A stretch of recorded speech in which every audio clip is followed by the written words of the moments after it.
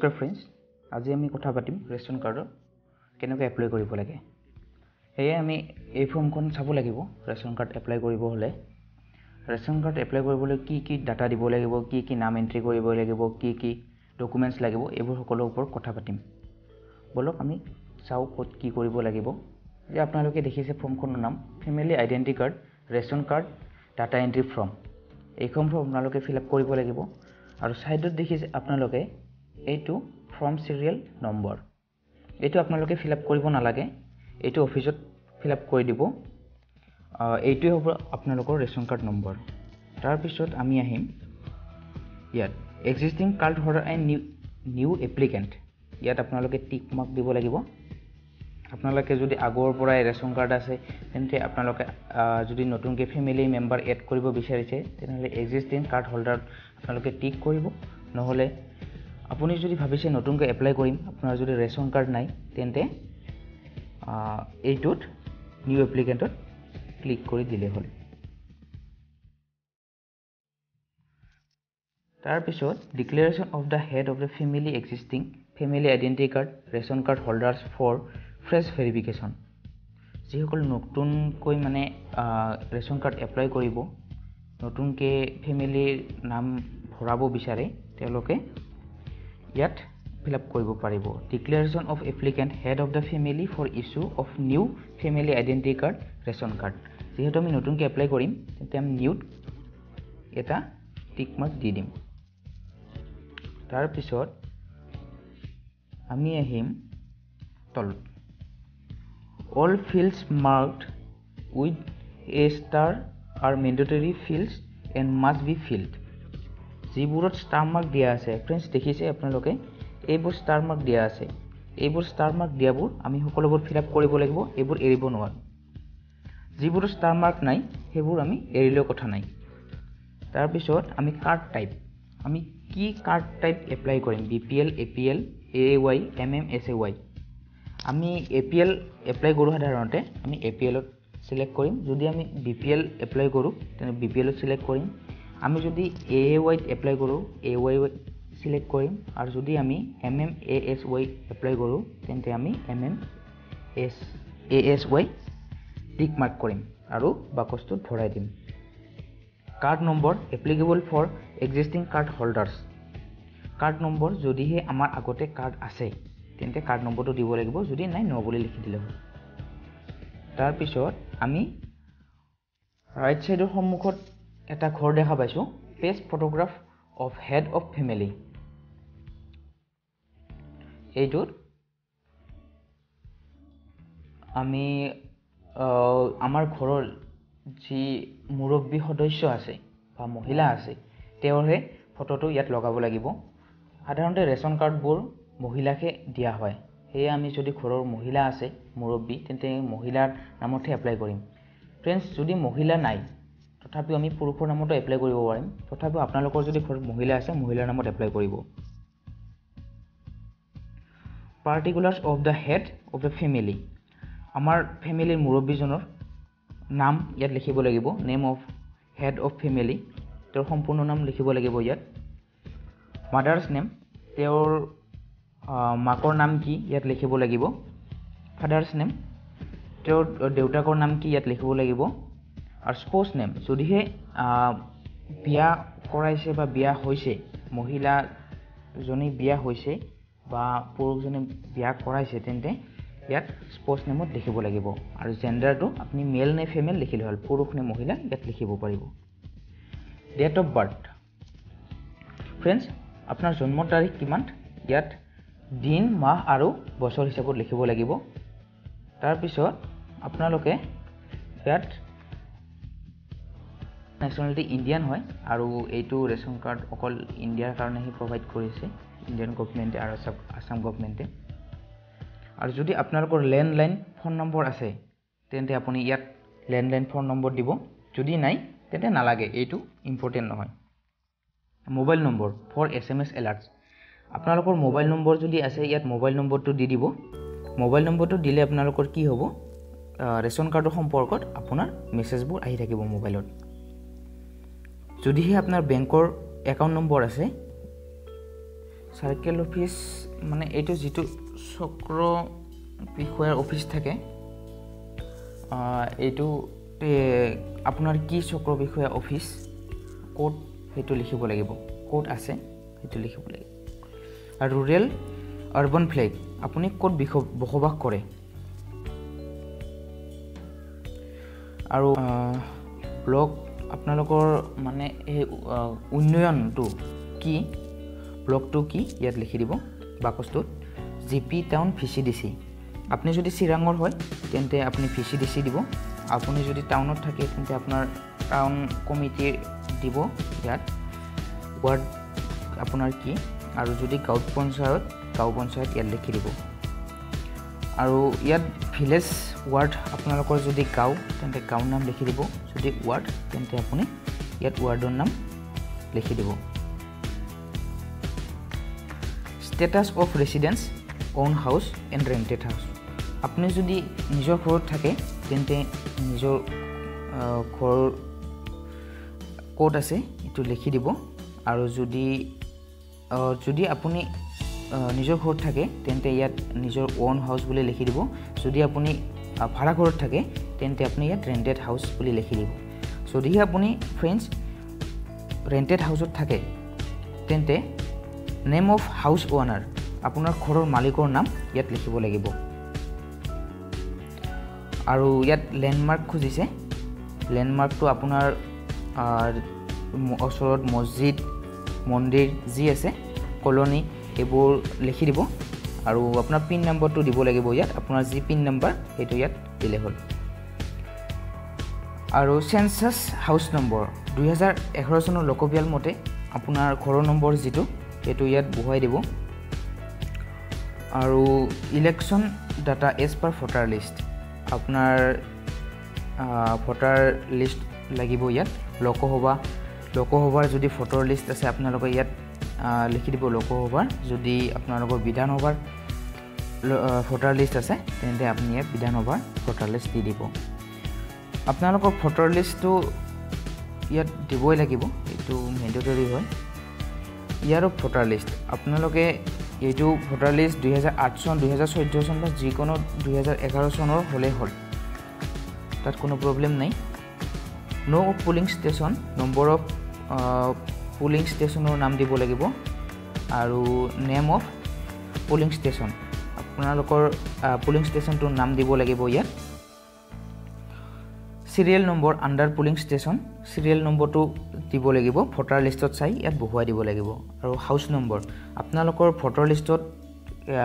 ঘৰৰ নম্বৰ কি আছে হেতু ইয়াত লিখি দিব লাগিব আৰু আমি এতিয়া এক নম্বৰ বুলি ইয়াত দেখা পাইছেনে আপোনালোকে এইটো পাৰ্মানেন্ট এড্ৰেছ আৰ সেমটিক যদি আপোনালোকৰ এটাই যদি এড্ৰেছ হয় দুটা এড্ৰেছ নহয় তেন্তে আপোনালোকে ইয়াত টিক কৰি দিলে হ'ল এইখিনি আপোনালোকে ফিল আপ কৰিব নালাগে এতিয়া আমি পিছৰ অংশত এতিয়া আপুনি দিব লাগিব প্ৰফেশনাল ডিটেইলছ সৰি ফ্ৰেন্ডস ইয়াত আপোনালোকে দিব লাগিব প্ৰফেশনাল ডিটেইলছ অকুপেশন আপোনালোকে কি চাকৰি কৰে বিজনেছ কৰে আপোনালোকে যি কৰে ইয়াত অকুপেশনটো দিলেই হ'ল টোটাল এনুৱেল ইনকাম আপোনালোকৰ বছৰি ইনকাম কিমান হেতু ইয়াত দিব লাগিব যদি আপোনালোকৰ গ্যাস কানেকশন আছে তেন্তে ইয়াত গ্যাস কানেকশনৰ ষ্টেটাসটো দিব লাগিব এটো ম্যান্ডেটৰি নহয় আপোনালোকে যে গ্যাস কানেকশন ল'ব লাগিব থাকিব লাগিব এটো যদি আপোনালোকৰ আছে তেতিয়াহে দিব দিছে যদি আছে আপোনালোকে এভেইলেবল বুলি লিখি দিব যদি নাই তেন্তে নট এভেইলেবল বুলি লিখি দিব আৰু যদি আছে তেন্তে আপোনালোকে ইয়াত গ্যাস কোম্পানীৰ নাম দিব লাগিব আৰু গ্যাস এজেন্সিটোৰ নাম দিব লাগিব আৰু কনজিউমাৰ নাম্বাৰ দিব লাগিব যেটো আপুনি গ্যাস পহিত পাই যাব consumer ID for existing family identity card ration card holders এটো আপোনালোকে ফিল আপ কৰিব নালাগে যেহেতু আমি নতুনকৈ ৰেশন কাৰ্ডৰ এপ্লাই কৰি আছো এইটো নালাগে আপোনালোকে ওয়াৰ্ড নম্বৰটো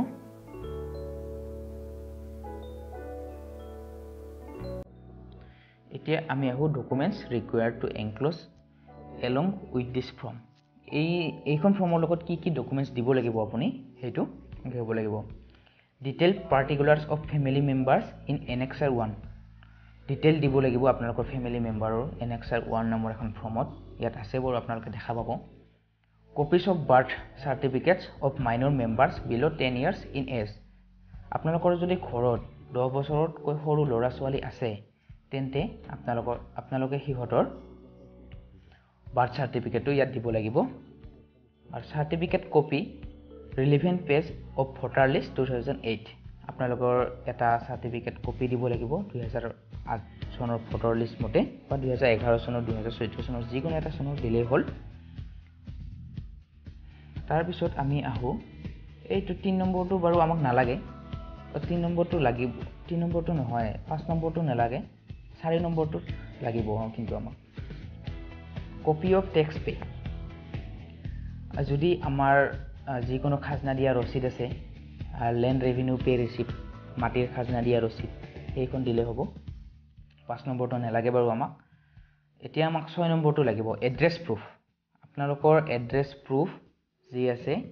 সেইটো দিলে হ'ল পান কাৰ্ড আছে যদি আপোনালোকে পান কাৰ্ড দিব পাৰে ড্ৰাইভিং লাইসেন্স আছে যদি আপোনালোকে ড্ৰাইভিং লাইসেন্স দিব পাৰে বেংক পাছবুক আছে যদি আপোনালোকে বেংক পাছবুক দিব পাৰে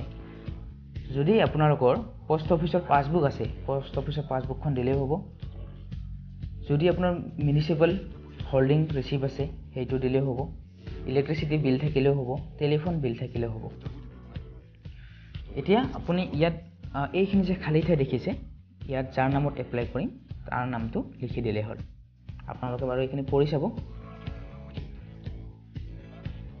মই ডেসক্ৰিপচনত এই ফৰ্মখনৰ লিংক দি দিম আপোনালোকে ডাউনলোড কৰি প্ৰিন্ট কৰি ল'ব পাৰিব প্ৰিন্ট কৰি লোৱাৰ পিছত আপোনালোকে সাবমিট কৰিব পাৰিব signature in full of the head of the family আপোনালোকৰ ঘৰৰ যি মুৰব্বী সেইজনৰ ইয়াত সিগনেচাৰ লাগিব বা আপোনালোকে যদি সিগনেচাৰ কৰিব নাজানে যোনে নাজানে তেওঁৰ কথা কৈছো ফ্ৰেন্ড টিপ সহি দিলে হ'ব ইয়াত তাৰিখটো দিব এতিয়া আপোনালোকৰ ওচৰত লৈ আহিছো এইখন এনএক্সআৰ ফৰ্ম আপোনালোকক যে কৈছিলো এইখন এনএক্সআৰ ফৰ্ম এইখন দিব লাগিব ইয়াত ফৰ্ম সিৰিয়াল নাম্বাৰ এইটো প্ৰথমে ক'লো এইটো নালাগে এইটো অফিচত যদি ফিল আপ কৰি দিব তাৰ পিছত আপোনালোকে ইয়াত এপিএল বিপিএল সিটো হয় হিটো টিক মাৰ্ক দিয়াত লিখি দিব তাৰ পিছত ইয়াত সিৰিয়াল নম্বৰ আছে সো ফ্ৰেন্ডস মোক ক'লোৱে ক'ত কি কৰিব লাগিব এতিয়া এইটো এজ2 লিখিলো তাৰ পিছত আমি ভোটাৰ সিৰিয়াল নম্বৰ এইটো দিব লাগিব যেটো 18 বছৰৰ বেছি হৈছে যিসকলৰ ভোট উঠিছে সেইসকলৰ ইয়াত সিৰিয়াল নম্বৰটো দিব লাগিব আৰু ফাদাৰ্স নেম দেউতাকৰ নাম কি মাদাৰ্স নেম এইটো মাকৰ নাম কি আৰু স্পৌছ নেম হাজবেণ্ড আৰু ওয়াইফ যদি ছোৱালী হয় হাজবেণ্ড হ'ব যদি ল'ৰা হয় ওয়াইফ হ'ব ওয়াইফৰ নাম দিলে হ'ল ৰিলেশনশিপ উইথ এপ্লিকেন্ট ৰিলেশনশিপ মানে যাৰ নামত এপ্লাই কৰিম ইহঁতৰ কি হয় ৰিলেশনটো পুত্ৰ হলে পুত্ৰ জীয়ৰী হলে জীয়ৰী বোৱাৰী হলে বোৱাৰী যি হয় সেই ইয়াত আপোনালোকে ভৰাই দিব ইয়াত নেশনালিটি লাগিব আপোনালোকে কি নেশনৰ কি নেশনালিটি ইন্ডিয়ান এটো ইন্ডিয়ান বুলি লিখি দিব তো ফ্ৰেন্ডস ৰিলেশনশিপটো আপোনালোকে ইয়াত দি দিব নেশনালিটি ইন্ডিয়ান বুলি দি দিব সো অপটিং টু লিফট এটো ইয়েস বুলি দি দিব তাৰ পিছত আমি নেক্সট পেজত আহো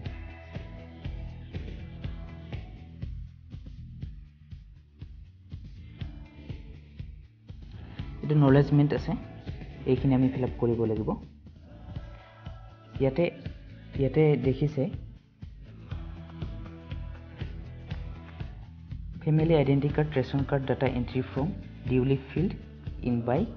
শ্ৰী শ্ৰীমতী যদিহে আপোনালোকৰ পুৰুষ হয় তেন্তে শ্ৰী যদি মহিলা হয় তেন্তে শ্ৰীমতী হ'ব ইয়াত আপোনালোকে নামটো মেনশন কৰি দি দিব নামটো যাৰ নামত এপ্লাই কৰিছে আপোনালোকে দি দিব তো ফ্ৰেন্ডস দেখিছে আপোনালোকে ইয়াত এটা ফটো লাগিব যিজনী মুৰব্বী না বা যিজন মুৰব্বীৰ নামত আমি এইখন ফৰ্ম এপ্লাই কৰিম তেওঁৰ ইয়াত ফটোগ্ৰাফ এটা লাগিব ফ্ৰম সিৰিয়াল নাম্বাৰ এইটো আমাৰ দৰকাৰ নাই এইটো অফিচত দি দিব ফ্ৰম এক্সিস্টিং কাৰ্ড নাম্বাৰ এইটো আমাৰ দৰকাৰ নাই যেহেতু আমি পোৱা নাই আৰু কাৰ্ড টাইপ এইটো আমি কি এপ্লাই কৰিম যে দিলে হ'ল তাৰ পিছত ডকুমেন্টস লাগিব আমাৰ ইয়াত